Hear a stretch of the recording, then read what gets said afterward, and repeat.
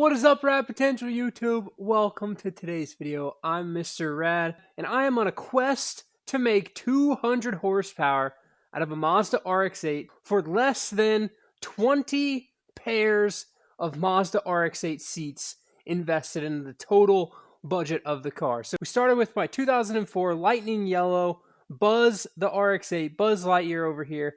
We had this engine in it first, which was the original engine from the car. We got this car for one pair of RX8 seats. That's what I paid for. Throughout this whole process, I'm going to reference a pair of seats. You just have to go look on your local marketplace to figure out how much those cost. Then you can figure out how much money we're spending here. This is a low compression Renesis.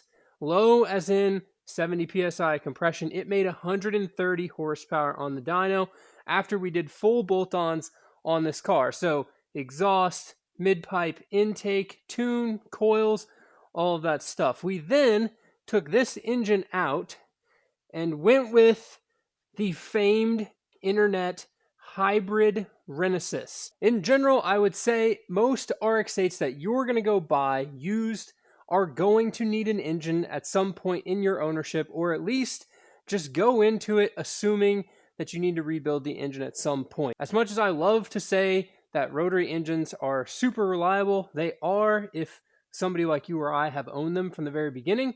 But if some jabroni has owned your RX8, it's probably a mess. So I rebuilt a Renesis engine with RX7 housings. That's what makes it a hybrid. So you can see here I've got 5 exhaust ports.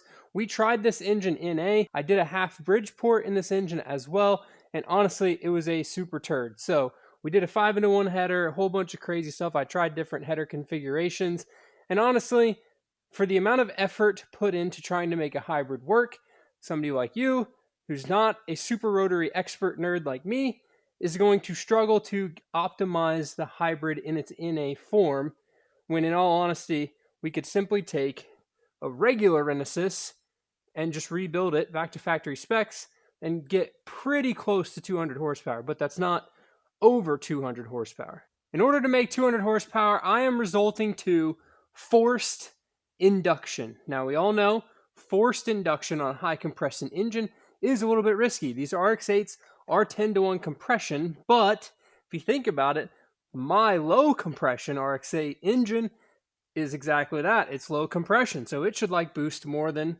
a fresh one, right? So I'm going to be putting this low compression engine back in my car. Much like somebody just goes out and buys an RX8, they have no idea what's going on and wants to boost it. That's the experiment that I'm going to be doing with Buzz the RX8. So this engine right here, it was in the car. It's been rebuilt. I have no idea the condition of anything on the inside of it, nor am I actually going to look. I tend to not compression test stuff.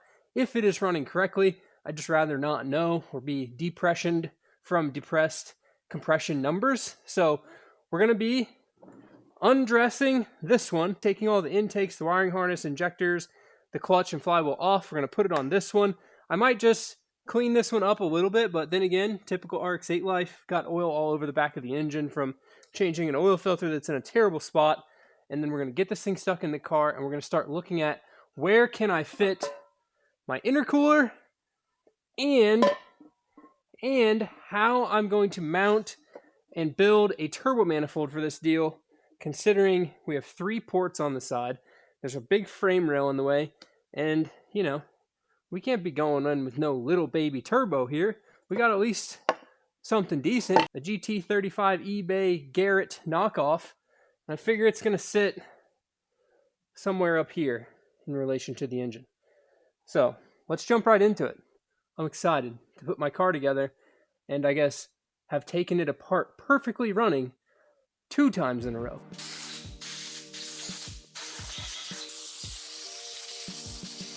One thing I despise about working on cars is working on dirty cars, albeit the yellow car is definitely not a show car, it's just a test mule, so it kind of lives dirty. So we're at least gonna get in here and degrease this off. I know it'd probably be more ideal of me to tape off all of the orifices that are going to inevitably suck up some of this cleaning solution, but in a sense of, you know, this is a pretty below average RX8 engine, we're just going to ship it like it is.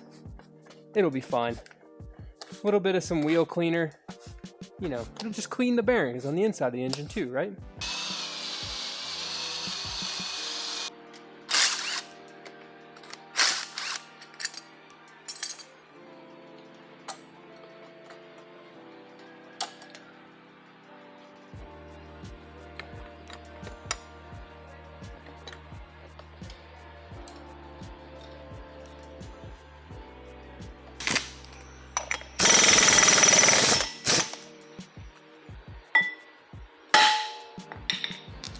Little trick of the trade for getting your flywheel off, just take some percussion. And get the old hybrid out of the way, and time to put all of this back onto that. So here's the ultimate debate, guys. Do I put the oil metering pump lines back on? I've only got 2 of them because 2 of the other ones broke whilst doing the hybrid setup.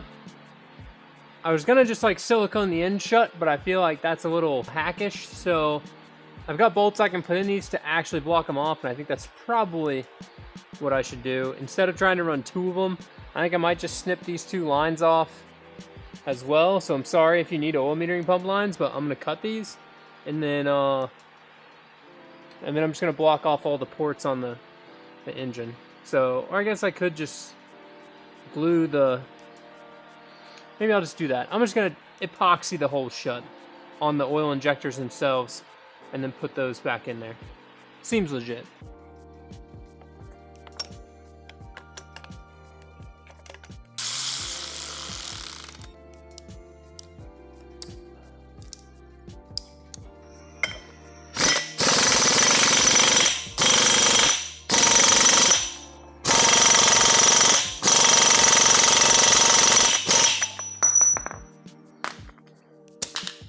Considering that impact makes more torque than this rotary, I'd say that's tight enough.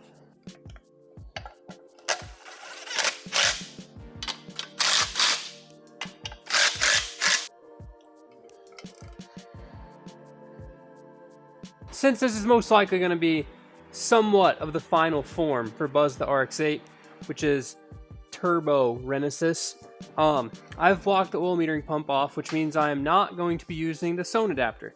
So if you tuned in to a previous video, this is actually a coolant overflow tank that I repurposed to put premix into the oil metering pump and spray that in the engine instead of reusing crankcase oil. So we're going to remove this because that's going to get installed on the green RX8, which is just a stock Renesis. And I'm going to rip all this insulation out of here because turbo means heat. Heat means things catch on fire, and crazy fabric insulation means fire. So we're getting rid of all of it. Hopefully, I did this on my green one. It mostly just pulls out of here. This is also super nice because now Tom and Jerry the mouse don't have a place to live or access to effective mouse house building materials. So we're going to take all this out of here, including the firewall. Hopefully it all just comes out. If not, we'll cut it, pull it, cut it, pull it. It'll come out eventually.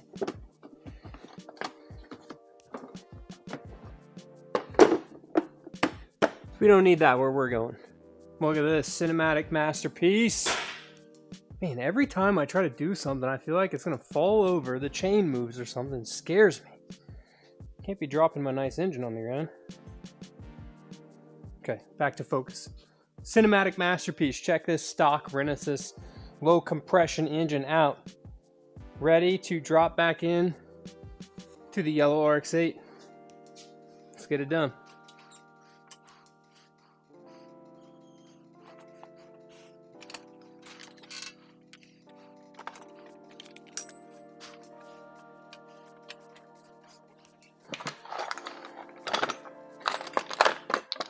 Let me tell y'all what.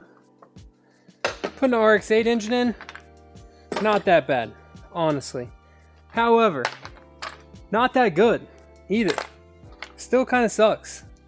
Having to like He-Man this thing and get the engine mounts lined up, and then it doesn't fit the input shaft right, and then you slide it back and you go back, and it's like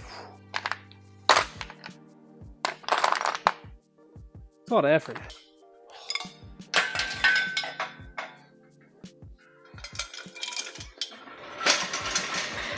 I'm so pumped to put this thing away for a little bit.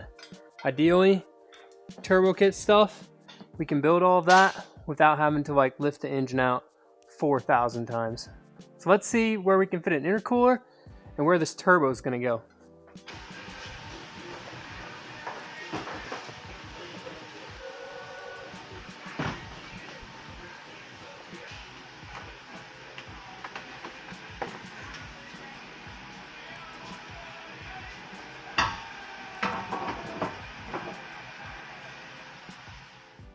This is the moment we've been waiting this whole video for. Where is the turbo and intercooler going to go? This is my preliminary thoughts. So this is just an intercooler I've had laying around for a while. I believe it was like for a V-mount in an FD RX7 at some point. And this is an old T4 flange eBay turbo that I'm just using to kind of get some ideas. It's not the exact one. I've got a T3 flange turbo coming for this, a little bit smaller, a little bit cheaper. And ultimately we won't need this big of a turbo for this. We're not really trying to make, you know, RX8's boosted. Don't expect to get FD RX7 results, because if you were able to, RX8s would be a way more popular car. That's the easiest way to put it. So we have to be a little bit more tame and easy with our apex seals on an RX8. But I'm thinking turbo here. Y'all are gonna hate me, okay? But where does my downpipe go, guys? I have all of these coolant lines in the way. The up pipe from the manifold is going to come under the OMP to about in here somewhere. I've got some nice injector dynamics boxes holding this turbo. But the downpipe's got to go, I don't know, up and over all this stuff. This is the ECU wiring harness, so I don't really want to extend the 4,000 wires. We have the 6-port actuator here, heater line right here, main radiator line there and there. So, I'm sorry, but it's coming out of the hood. So, we're just doing it for now, okay? It's easier for me. The exhaust is going to go like this. It's going to go over here, and it's going to come out of the hood. It's going to be easier. I've got a spare yellow RX8 hood outside. We're going to use that. We're not going to even use this one's paint is terrible, so is the other one. But we're going to cut a hole in it. I'm sorry, okay? But that's what we're doing. It's simpler. We can get this to the dyno, and we can see how much power we can make on this Renesas. The yellow Buzz the RX8 is just a never-ending science project, guys. It's just, we try the hybrid NA, okay, not the best investment of time and money. We move on. Let's boost a low compression Renesas. Why? Because I have a low compression Renesas, and it kind of runs. So let's just boost that. Why waste time building a new engine when we can see what everyone else's engine would do anyway? So that's the point of this science project. As far as the intercooler piping goes, I'm thinking charge pipe, cold side's going to come right through here. It's going to go down. It's going to go into this side of the intercooler. So these are on the back, which is kind of inconvenient, but it's going to go in this side. Air is going to go through here. This side of the intercooler is going to come up through this hole. There's like a spot kind of right up in here around the oil cooler lines where that's going to go. So this tube will go that way. Tubes will go up there. The intake will make this turn, come forward, go down, and I'll probably put a filter down here. If not, I'll put a filter right here for now, but that's okay. I will have to put a mass airflow sensor in this whole setup. So very much relatable to you guys. The point of this build is to try to prove that we don't need a standalone ECU to make boost on your RX8 within the limits of what the RX8 can do. So the stock mass airflow meter is going to live on the inlet side of this turbo, and it's gonna work. We'll be fine. Ernie's got it. He's done it before. We'll tune it on VersaTuner with the stock ECU, rescale the MAF. Ideally, we should be good. As far as the wastegate stuff, I'll put a picture of Ernie's turbo manifold from his RX8 up there, but the wastegate is actually going to be on the back. So y'all will have to tune into the next video to see me build and mount the turbo on the RX8. So the turbo manifold, it's going to be custom, but it's largely based off of a kit. I don't know if it's the Greddy kit, but it's a top mount turbo kit for an RX8. So we're going to be doing kind of that sort of setup. I've seen them run with like real small log manifolds and put the turbos down below and all of that. I think that's all fine and dandy, but this more serviceable, more easy. I am going to be keeping my air conditioning on this deal as well because, you know, everybody at home with their nicely running stock RX8, I want to prove to you guys we can boost them. Don't be afraid to boost the RX8. To end off this video, I want to walk you guys through kind of everything that scares people away from turboing these RX8s, all the stuff that is going to break and what the limitations are. With this being the first turbo RX8 video on the channel, everyone's going to have a bunch of questions. So not that I have all the answers, but I do want to share some things that Ernie has learned and I have accumulated from him. So RX8 boosted Renesis. What's the main problem? The first thing that we'll talk about is just the engine in general. The Renesis is 10-to-1 compression.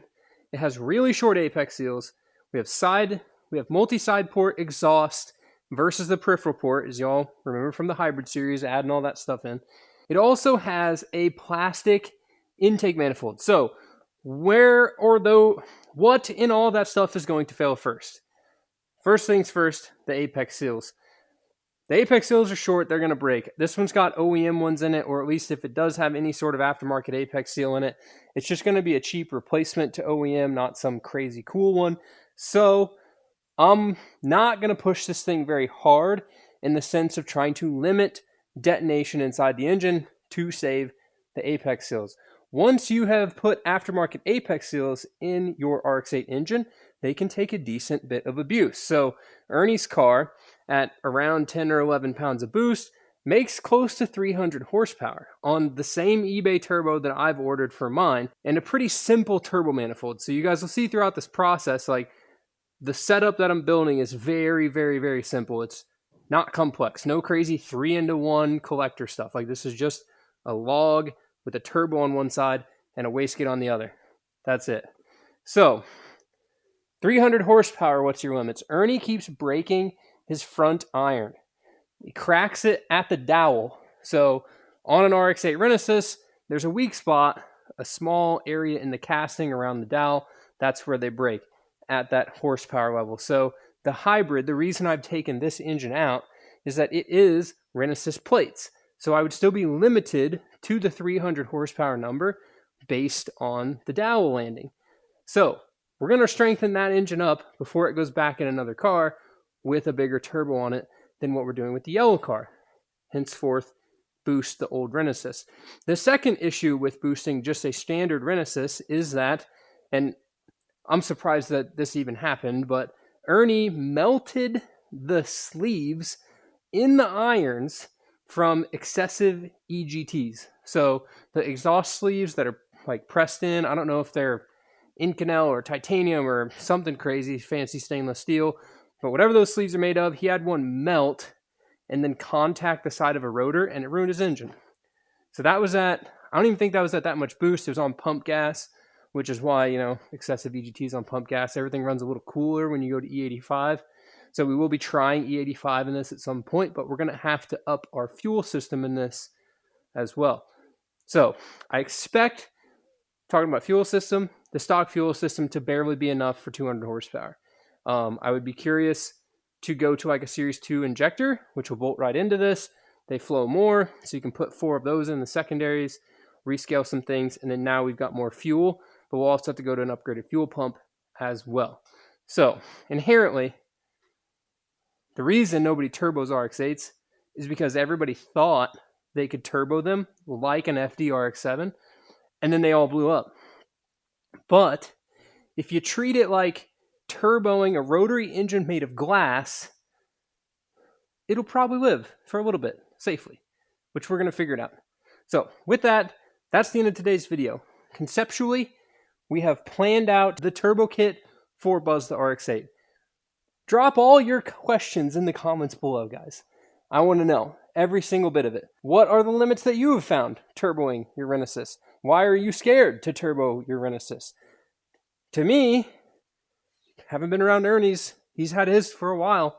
I've known other people with supercharged Renesis engines and other turbo Renesis engines, and they run pretty good. You just can't make 400 horsepower. You can't even really make 300 horsepower. You're going to start breaking stuff. But like, the guys that have turbo Renesis at 230, 240 wheel, like that's plenty fun.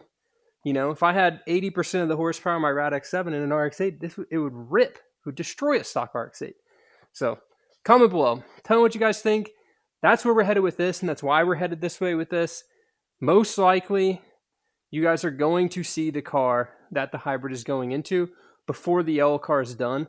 I just have some parts coming in. Hopefully they arrive in time to make it into the next video. If not, then the following video or next video might be unveiling what my new project is. So trust me, the hybrid doesn't deserve to be in this yellow car. It deserves to be in something way cooler, and that's what we're going to work with, and it will definitely have a turbo. So with that, thank you guys so much for watching. Love that you guys are watching and enjoying and commenting and sharing and doing all the stuff on the channel. Rad Potential is growing. I can't thank you guys enough for watching the videos. Can't thank the guys on Patreon enough for supporting the channel. Without them, none of this would be possible. So with that, keep it rad. We'll see you in the next one. And remember, build a life you don't need a vacation from. Peace, guys. Honestly, guys, like what better use for a missile yellow RX8 than hood dump turbo, Versatuner launch control, and two-step? Like, why not? Why not? Also, I ripped the RX-7 today and it rained. That's a sad day. In addition, we got a rally this weekend. So go check out ARA Rally. If you want to follow along, check out my Instagram. That's where I'll post all that stuff. Get fired up. The old Dodge Colt. Headed up to Minnesota for a rally. And then I might give y'all a little bit of a sneak peek. Or I guess here you go. 2 sneak peeks. One, I finally got a TV out here so I can set up my simulator rig so we can do streaming stuff eventually. I have a lot of cool ideas. Go check out the Patreon. And I'll show y'all a creative view of the next project. If you look closely, it's behind the yellow RX8. Peace, guys.